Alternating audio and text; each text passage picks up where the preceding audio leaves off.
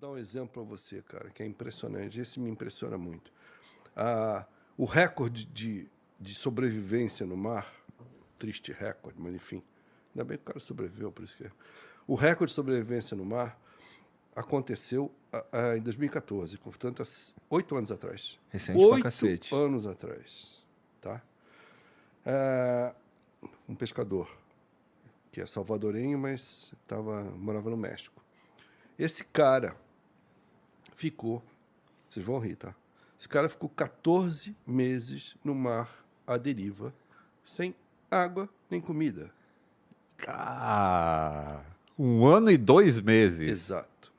E isso aconteceu há 8 anos atrás. Já tinha satélite, GPS, Pô, eu não lembro. Tu lembra de ter lido esse vídeo, notícia? já tinha tudo. Não. E não acharam o cara. O cara foi dado como morto logo depois. O cara atravessou a deriva da costa do México até as Ilhas Marshall, que é o Pacífico Sul. Já atravessou o Pacífico inteiro, a deriva. Não tinha vela, não tinha motor, não tinha nada. Só E ele tinha estava em cima do quê? um barco aberto de fibra de vidro, uma canoa. Aham. Usavam para pescar. A única coisa que ele tinha dentro do barco era uma caixa grande de isopor, porque ele saiu para pescar.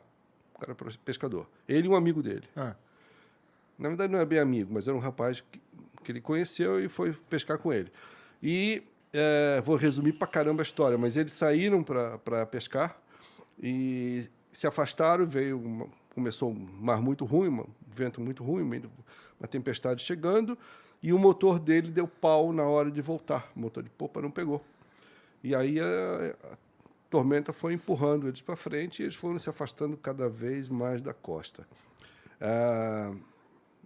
Não me lembro mais, mas alguns meses depois, 3 ou 4 meses depois, o cara morreu, o amigo dele morreu, porque o amigo dele não conseguia engolir praticamente nada do que eles conseguiam capturar para comer.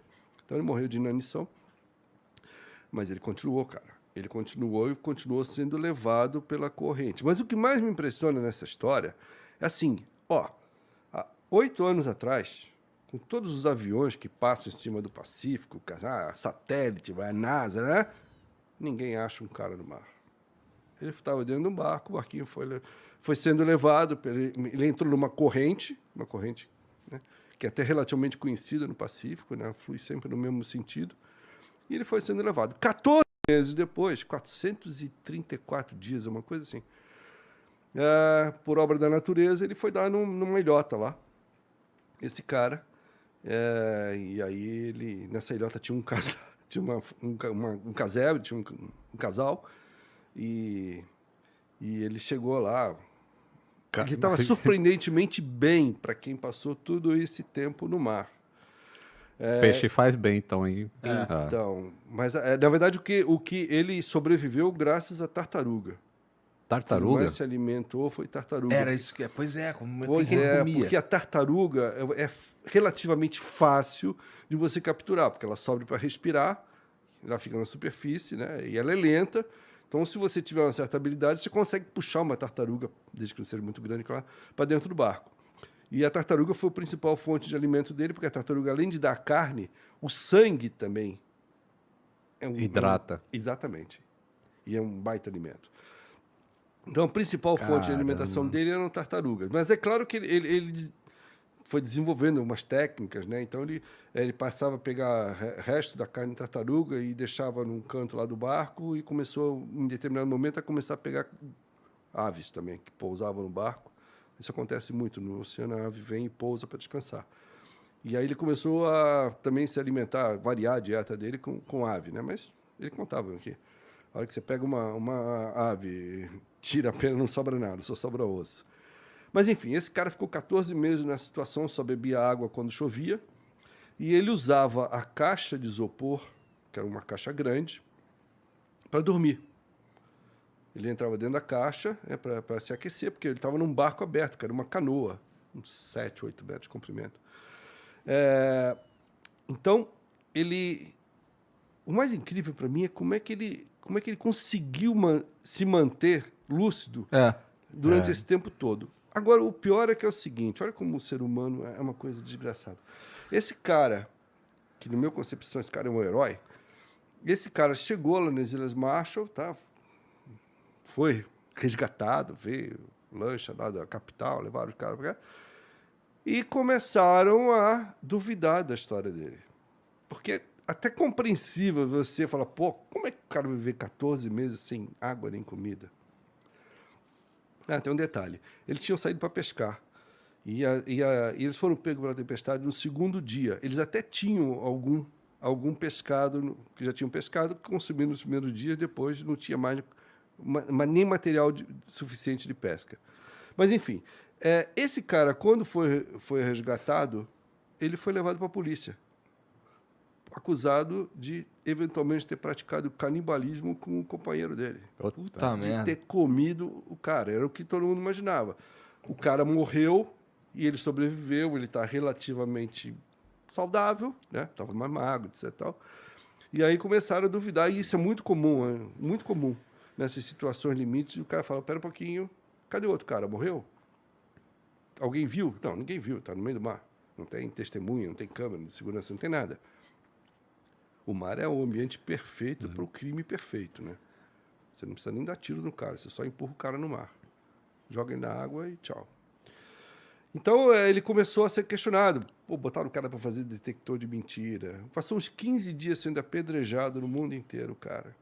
E o cara era um humilde pescador. Mas parece que tem um negócio aí na justiça, eu não sei se isso é para todos os países, mas em situações extremas, você não pode ser preso por ter matado alguém para sobreviver. O que Interessante. Tem um caso famoso disso. Eu lembro porque a Mila, que é minha esposa, ela estudou direito muito tempo. Ela fala de uma mina de trabalhadores que ficaram soterrados ali, não tinha como sair. E alguns foram adoecendo e não tem como sair, os caras vão decidir, então, quem que vai morrer para servir de alimento para os outros.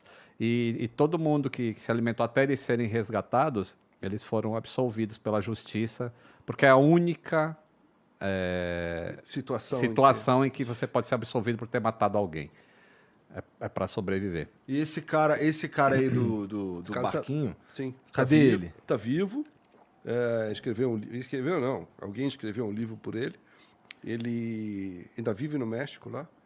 Na verdade, assim, quando ele passou esse perrengue todo da volta dele, de polícia, detector de mentiras, não sei o que, ele ficou meio assim.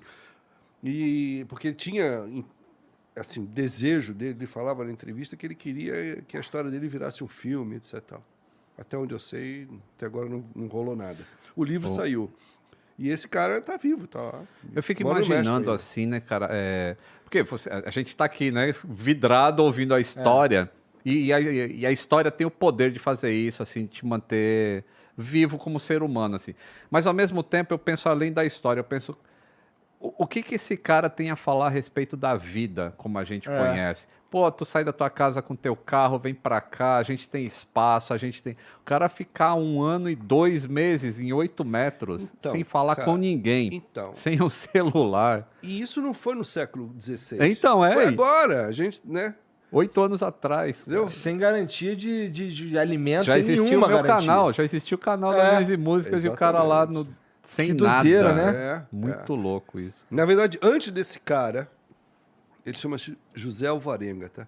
Antes desse cara, o recorde... De novo. Antes desse cara, o recorde de sobrevivência era de um chinês que veio parar no Brasil. Porra! Ô, louco, meu. Pois é. Na época da guerra. Mas ele não tinha nada a ver com a guerra. Ele trabalhava com marujo, um marinheiro bem sem qualificação nenhuma, num navio cargueiro inglês, e o navio foi atacado por submarino na costa da África. Foi afundado pelo submarino. E esse cara... sobreviveram outros também, mas esse já chinesinho, ele conseguiu subir em cima de um quadrado que parecia uma jangada, que estava no navio, que quando o navio afundou ficou boiando, e esse cara subiu nessa jangadinha e ficou nela, e também foi sendo levado pela correnteza, se afastou de todo mundo, etc. Tal. Chama-se Pun Lin, morreu recente, esse cara morreu em Nova York.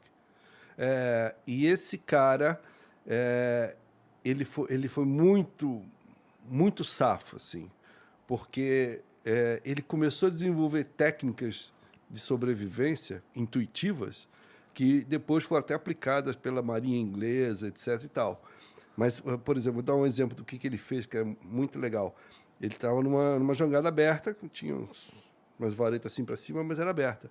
E ele conseguiu resgatar da água um pedaço de lona. E com essa lona ele fez uma coberta para não tomar sol, né? Porque o sol é muito cruel no mar. Só que ele descobriu depois que a coberta podia servir para ele capturar a ave. Então ele ficava embaixo da coberta, quando a ave pousava na coberta, ele por baixo catava ela.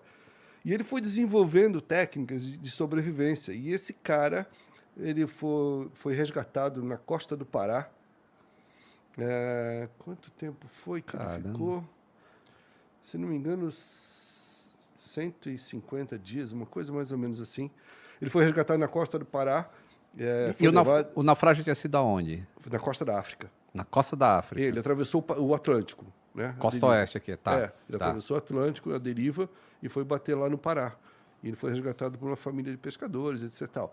E depois esse cara, ele migrou para Nova York, nunca mais embarcou, mas continuou trabalhando no meio. Porra, eu também não embarcaria, não.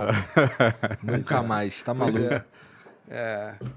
Quando o pessoal perguntava para ele, perguntava muito o que ele achava de ter o recorde de sobrevivência, ele falou, cara, eu espero que nunca ninguém quebre isso, porque ninguém merece. Né? Mas também mostra assim, o quanto o ser humano é resiliente, assim, na hora que tu é colocado numa condição assim, de vida ou morte, o quanto tu consegue resistir. Eu acho impressionante essas histórias.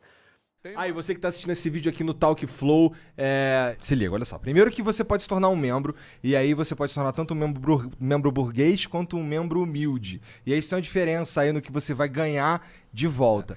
Desconto na loja, uns adesivos que a gente manda e por aí vai, tem várias paradas.